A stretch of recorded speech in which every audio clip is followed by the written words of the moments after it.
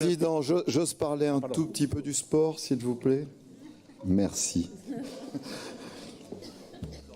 Alors, bien qu'avec 0,80%, la part consacrée au sport dans le budget 2019 de notre région soit bien supérieure en pourcentage à l'effort consenti par l'État avec seulement 0,13%, nous ne pouvons pas être satisfaits par ce chapitre du budget, car c'est moins que ce que nos trois régions consacraient avant la fusion en 2015.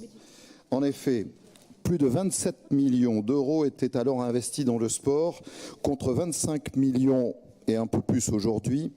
Le perdant donc est une nouvelle fois le sport avec 1 688 000 euros en moins en 4 ans, alors que dans le même temps, les Crêpes rentraient dans notre patrimoine en nous imposant de nouvelles dépenses en investissement et en fonctionnement. Si l'on compare avec le budget de la culture que vous avez bien voulu sanctuariser, c'est 2,6 fois moins. Le constat est que tous les domaines où notre compétence s'exerce ne portent pas équitablement un effort semblable dans la bonne utilisation de l'argent public, alors que les bienfaits du sport se révèlent chaque jour davantage, sans parler de nos succès sportifs dont tout le monde s'enorgueillit, à commencer par la très belle victoire hier de nos handballeuses dans l'Euro qui se déroulait en France. Donc on peut les applaudir, oui. À ce regret, notre groupe tient à vous faire partager une nouvelle fois 3 réflexions. La première concerne précisément nos 2 Crêpes, lesquels ne peuvent qu'être heureux d'être passés sous la coupe des régions, car laissés par l'État pour beaucoup de leurs équipements dans un état avancé de vétusté. Ils sont en train de retrouver un standing digne de l'excellence qu'ils portent grâce à l'argent investi actuellement dans leur rénovation. Et on peut s'en féliciter.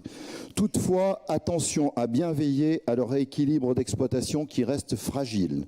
La tarification de leurs prestations aux différents publics qui les fréquentent reste souvent bien en dessous de leur prix de revient.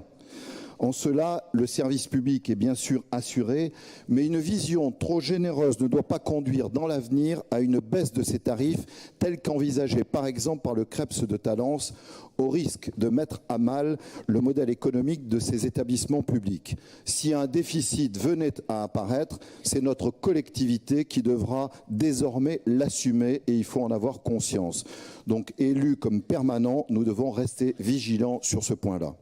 La deuxième réflexion porte sur la pertinence à continuer de subventionner les clubs élites de certains sports professionnels, lesquels s'éloignent chaque jour davantage de l'idée du sport que notre collectivité doit garantir.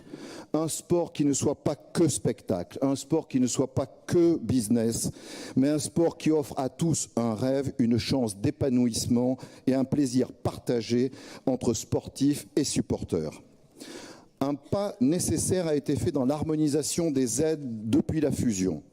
Il est temps maintenant de rentrer dans des choix qui doivent redéployer des moyens pour les petits clubs amateurs, pour les sports en manque d'attractivité médiatique, pour les athlètes en difficulté et pour les bonnes causes à défendre. Cela me conduit, pour terminer, à vous rappeler une 3e réflexion sur laquelle nous vous avons déjà sensibilisé, celle du sport en entreprise.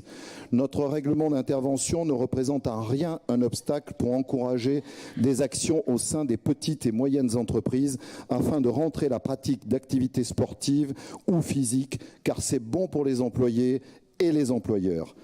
Tous la plébiscitent selon une étude miroir récente entre salariés et dirigeants menée par Generali Opinionway du 27 septembre dernier. Explorons sans plus tarder cette piste pour engager ce nécessaire basculement vers une pratique régulière structurée sur le lieu du travail. Pour toutes ces raisons que je viens vous exprimer, on vous l'a dit, notre groupe ne participera pas au vote du chapitre sport du budget. Merci de m'avoir donné la parole et désolé d'avoir dépassé le